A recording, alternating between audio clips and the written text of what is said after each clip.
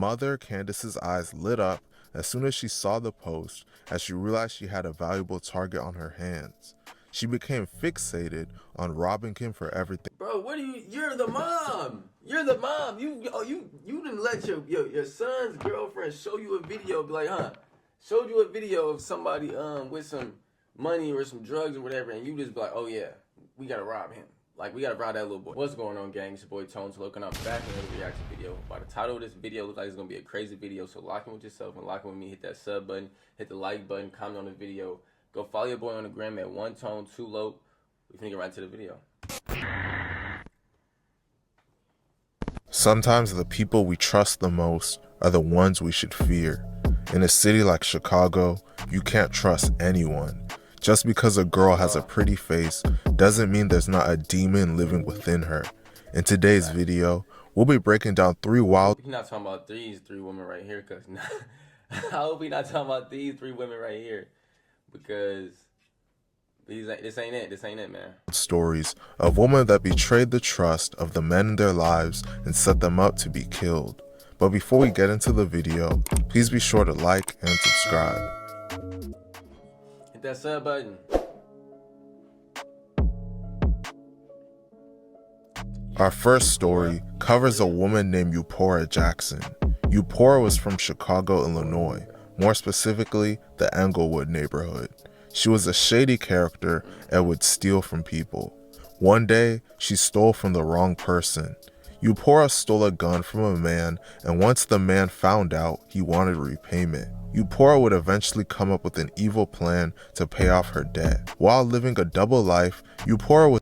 My thing is, why would you even like women like this or people like this around you? You know they steal, you know they be like just lying, just cheating and stealing and shit. Like, why would you even want them type of people around you in your circle? And you know what type of person they is. Dating a man named Eric Hamilton. She knew that Eric kept a decent amount of marijuana in his apartment, and she knew it was enough to repay her debt. She contacted the man she owed money to, and they came up with a plan. On July 26, 2019, Eupora and Eric returned to his apartment around 4 a.m. after attending a party with friends. Once they got inside the apartment, Eupora opened up a window and texted the man she owed money the address and instructions on how to find the marijuana in the back room. When the man entered the apartment, he confronted Eric in the bedroom and shot him multiple times, including in the forehead. Eupora heard Eric still making noises after he had been shot, so she grabbed him. You just turned a robbery into a homicide, armed robbery. Obviously, it's gonna be armed robbery because you had a Blake anyway, but you just turned a robbery into a homicide game. That's two different, man. Pillow and covered his face with it. She then stole the marijuana with her accomplice and fled the scene. At some point after the murder, she posted to her Facebook account that she was selling a 9mm handgun. The weapon that killed Eric was a 9mm handgun. Her behavior led police to suspect her, and she was eventually arrested. Eupora confessed everything to the police, and she was charged with first-degree murder. She was ultimately sentenced to 25 years in prison. A debt from an unnecessary situation that a woman brought upon herself was enough for her to arrange the cold-blooded murder of her boyfriend. She didn't, yeah, man, on that last situation, I don't know what happened to dude, but she didn't basically, man, stole the dude. She basically took the dude gun, and then the dude was gonna basically telling her, yeah, you gotta repay me for my blick. Whole time she took the blick that she took from him, it's the same blick that she used to kill the other dude, her boyfriend or whatever side dude. And they still robbed him for all the gas.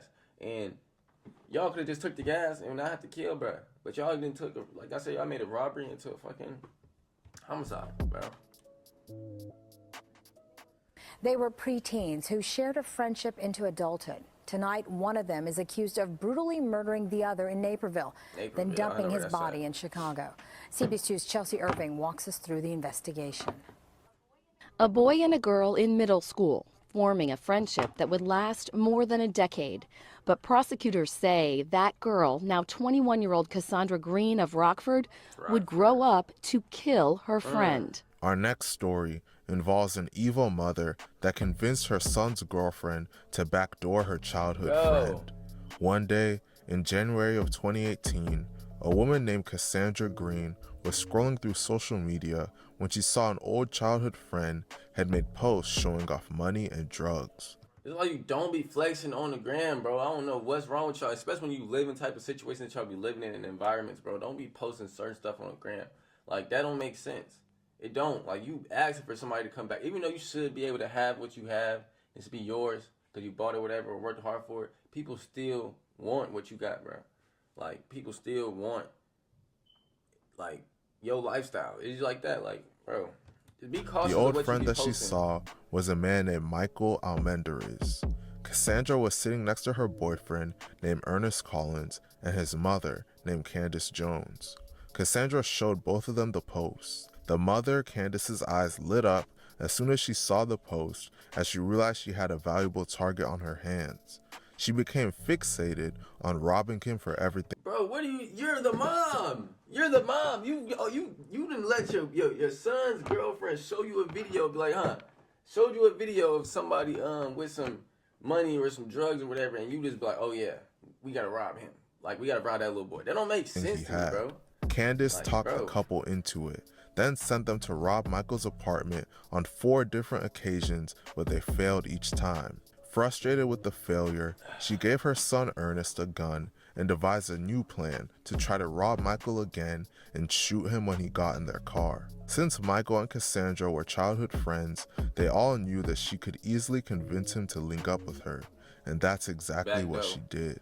On January 14th, 2018, at around 9:11 p.m., Michael received a message from Cassandra arranging for her to come pick him up in her car. Shortly after receiving the message, Cassandra arrived at Michael's apartment and he hopped into her vehicle. Cassandra then drove around for 5 minutes when the boyfriend, Ernest, emerged from hiding in the back of the car and shot Michael twice in the back of the head. The couple then traveled to the mother Candice's house in Chicago. There, they came up with a plan to hide the body. They placed Michael's body in a garbage can and then put the garbage can in Candice's garage. They later moved the garbage can to the garage of the vacant house next to her home. The following day, Ernest and Cassandra took Michael's keys and robbed his apartment. On January 14, 2018, Naperville police officers responded to a call on Whispering Hills Drive regarding a missing Naperville resident. After receiving this call, they launched an investigation into Michael's disappearance. His body wouldn't be discovered until several months later after police probed reports they received of a foul smell coming from a vacant home. After a short investigation, all 3 defendants were identified and apprehended. Candice was taken into custody on February 6, 2019 in Chicago, while Ernest and Cassandra were taken into custody on February 4, 2019 in Rockford. Ernest was ultimately sentenced to 70 years in prison for murder and an additional 28 years for armed robbery. Candice received a 40-year sentence for murder and 21 years for armed robbery. Both will serve their time in the Illinois Department of Corrections. Cassandra got the least time of them all. She received a 21-year sentence after agreeing to— Bro, this is crazy, bro.